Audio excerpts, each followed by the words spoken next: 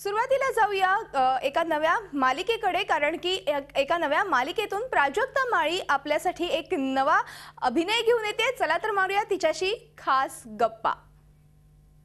Zee मराठीवर सध्या प्रेमाचे वारे वाहू लागलेत, कारण एकीकडे राधा ही बावरी मालिका आहे, तर दुसरीकडे होणार सून मी या घरची, आणि आत्ता तुमच्या भेटीला येते जुळून येती रेशीम गाठी, आणि त्यात आपल्याला दिसणार आहे प्राजक्ता माळी. प्राजक्ता, खूप खूप स्वागत आहे. आणि खरंच ते प्रेमाचं जे एक फ्लेवर आहे किंवा तो शेड आहे, तो आपल्याला या मालिकेतही पाहायला मिळतो आहे, त्यामुळे नक्कीच प्रेक्षकांना खूप उत्सुकता आहे. काय सांगशील? खरंच प्रेमाचा अगदी भरभरून वारं वाहणार आहे या मालिकेमध्ये, कारण विषयच प्रेमाशी रिलेटेड आहे. तू पण कर नाश्ता. नंतर खाईन, आता खूप काम आहे. झालं खाऊन? हो, आता पण तो उशीर झालाय. Bye bye.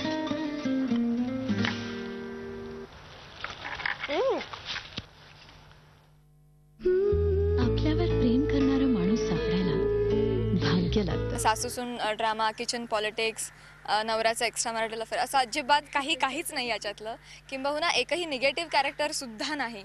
Out and out love story असेल ही. आणि खूप छान कथानक आहे. प्रत्येक, मी म्हणेन ना, एक घर सोडून घरात घडणारी ही गोष्ट आहे की प्रत्येकाला लग्नाआधी आपापला एक पास्ट लाईफ असतंच. आपला एक ex girlfriend, ex boyfriend, what ever. आणि मग ते कुठेतरी आपण त्या गोष्टीला मुरड घालून आपण एक अरेंज मॅरेज स्वीकारतो, घरच्यांमुळे म्हणा किंवा आपापलेच एक तडजोड म्हणून म्हणा. आणि त्या गोष्टीला आम्ही इथे हात घालतोय, त्या एका दुखऱ्या त्यामुळे आय होप प्रेक्षकांना आवडेल हा विषय. क्या बात आहे. आणि मला वाटतं 90% मालिकांमध्ये ना आपल्याला लव्ह मॅरेज पाहायला मिळतं, म्हणजे त्यांचं आधीचं प्रेम आणि मग लग्न झाल्यानंतर त्यांचा संसार वगैरे. पण arrange marriage is something different. त्यामुळे त्यांच्यातलं ते प्रेम पण तितकंच वेगळं आहे, आणि हे सगळं तू आता अनुभवतीयस. काय सांगशील? येस येस, मी तर म्हणेन ना की I believe in arrange marriages. आणि त्या अगदी अनोळख्या व्यक्तीशी लग्न होणं, मग त्याच्यानंतर त्याच्या एक एक गोष्टी कळत जाणं, आपल्या एक एक गोष्टी, मग ते हळूहळू अंडरस्टँडिंग आणि प्रेम खुलं जाणं, ही गोष्ट खूप छान आहे खरं तर, जी आम्ही आता शूट करतो आहे. आणि ते तुम्हाला पण तितकंच, मला वाटतं कदाचित बहुतांश आपले महाराष्ट्रीयन लोकांची अरेंज मॅरेजेस झालेले, असो दे नो की अरे हो काय असतं. पण ते एक खूप चांगल्या पद्धतीनं आम्ही शूट करतो आणि दाखवतो आहे, त्यामुळे प्रेक्षकांना ते आवडेल. आणि अजून एक गोष्ट मला इथे नमूद करायची वाटते, ती म्हणजे की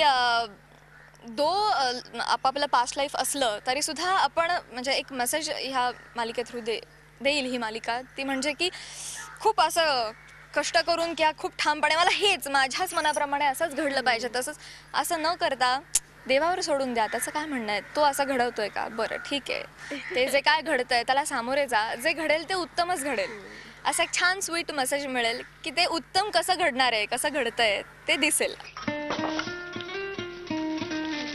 तू पण कर नाश्ता. नंतर खाईन, आता खूप काम आहे. झालं खाऊन? हो, आता पण तो उशीर झालाय. Bye bye.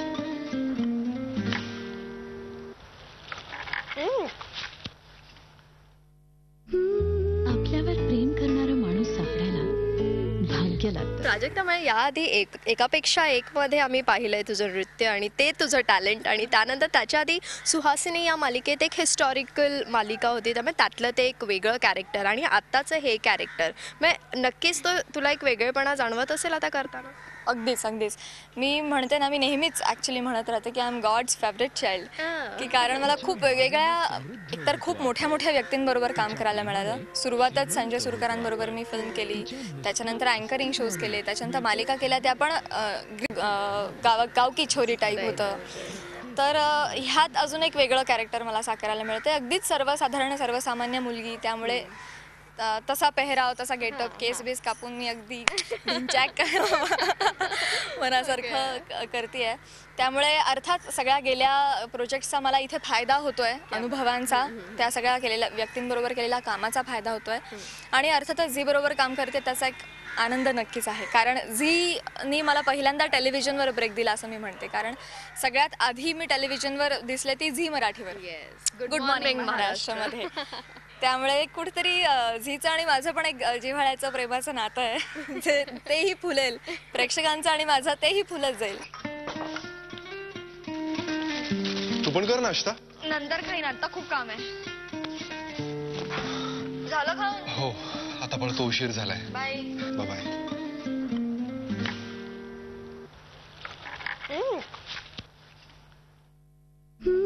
आपल्यावर प्रेम करणारा माणूस सापडायला भाग्य लागतं. शेवटचा प्रश्न प्राजक्ता, कारण प्रत्येक मालिकेचं जेव्हा शूटिंग असतं ते खूप कट टू कट असतं आणि खूप हेवी शेड्यूल असतं, हेक्टिक शेड्यूल असतं तुम्हा लोकांचं. पण तुझा हा जो सेट आहे तोच मला वाटतं एक प्लस पॉईंट आहे तुझ्यासाठी कुठेतरी, म्हणजे थोडंसं रिलॅक्स व्हायला, चिल व्हायला तुझ्यासाठी एक खूप छान सेट आहे. काय सांगशील हा सेट जरा दाखवशील का? Yes please. खरंच उत्तम सेट आहे. मग इकडे तर मी सकाळी एकदा आल्यानंतर एक चहा इथे होतो आणि संध्याकाळचा आत्ताचा एक चहा इथे बसून होतो आणि अतिशय एन्जॉय करते मी.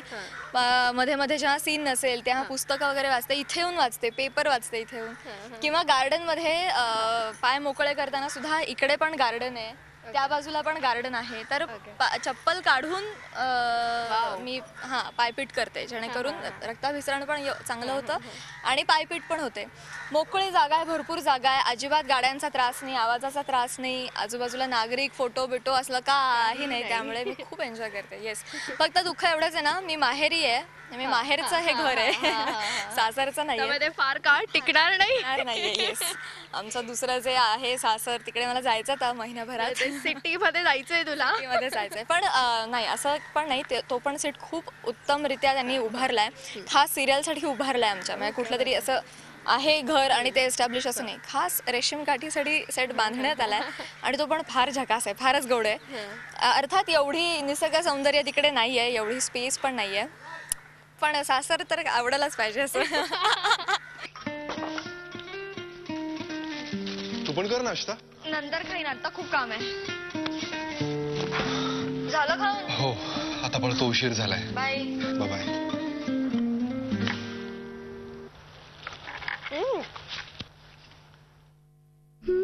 आपल्यावर प्रेम करणारा माणूस सापडायला भाग्य लागतं. प्राजक्ता, तुझ्या मालिकेसाठी तुला ऑल द बेस्ट आणि आमच्याकडनं खूप खूप शुभेच्छा तुला. Thank you very much. Thank you so much. Thank you. Video journalist Deepak केदारसह जयंती वाघधरे, झी मीडिया, मुंबई. झी 24 तास एक पाऊल पुढे.